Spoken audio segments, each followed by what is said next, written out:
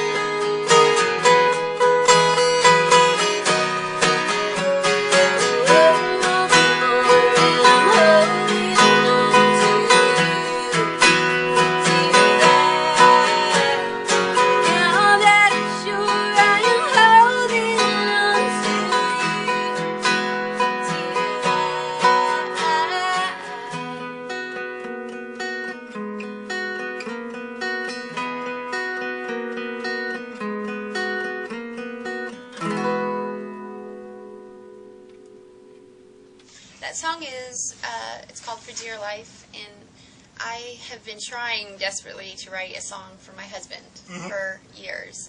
We've been together 8 years, been married 7, and every record I vow, I'm like, I'm going to write a really romantic song to my husband, and it always just sounds awful and cheesy. So I've never actually done it, and this record, I was in London working on the record, and he had flown home early to be with our daughter, and the song just kind of happened on its own, and it was one of those songs. I'm a really lazy songwriter because I really prefer the ones that just kind of, it's almost as if someone just like taps you on the shoulder and like hands it to you, and it happens really quickly.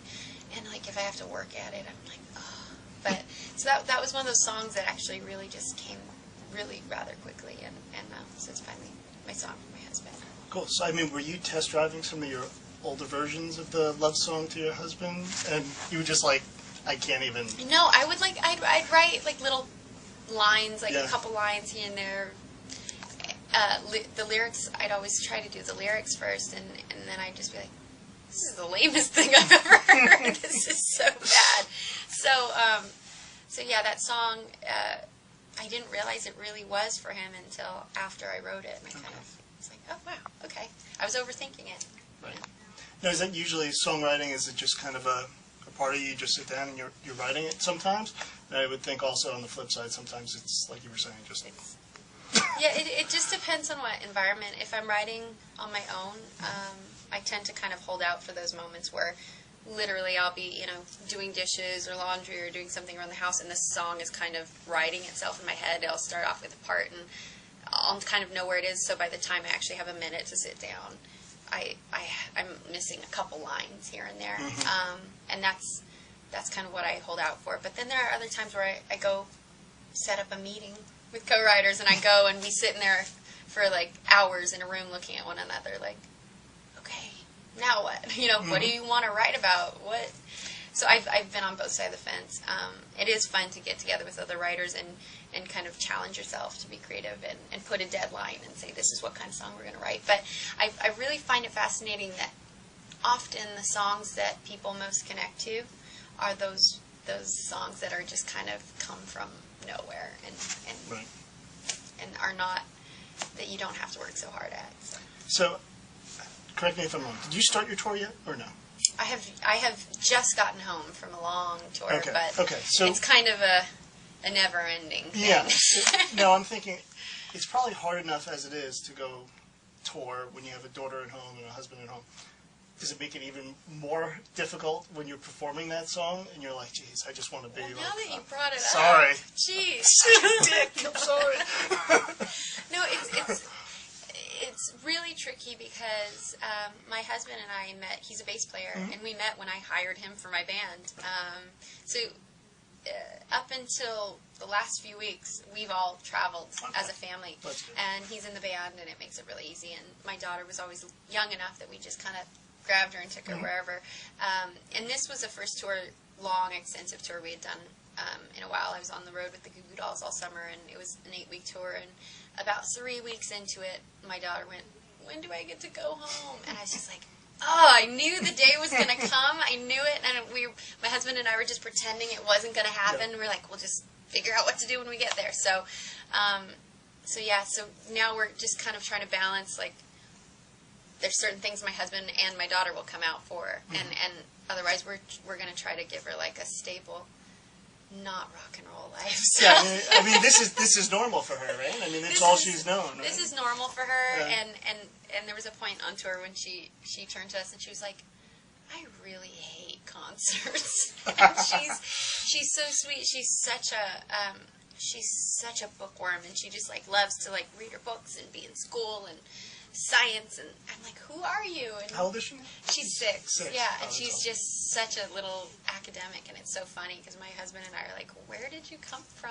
You No, I mean, her dad's a bassist, and you're her mom. I mean, does she have the music kind of thing going? She or? does, Yeah? for sure. She makes up songs and she sings songs in class, and she's often like humming to herself. And the other day, you can obviously tell that I was an influence on her. She was cleaning her room, and she has her little iPod that we've put music on for her, and she had put it on and put on the soundtrack to Oklahoma. So she was in her room singing Rodgers and Hammerstein, Wow. cleaning her room. But I don't know. It'll be interesting to see. She says she wants to be a paleontologist when she grows up. Really? So I think she. Can she even say paleontologist? Yeah, she can. Yeah. So That in itself I is an wish her. accomplishment. I wish her all the luck. I hope I hope she gets to do whatever she loves.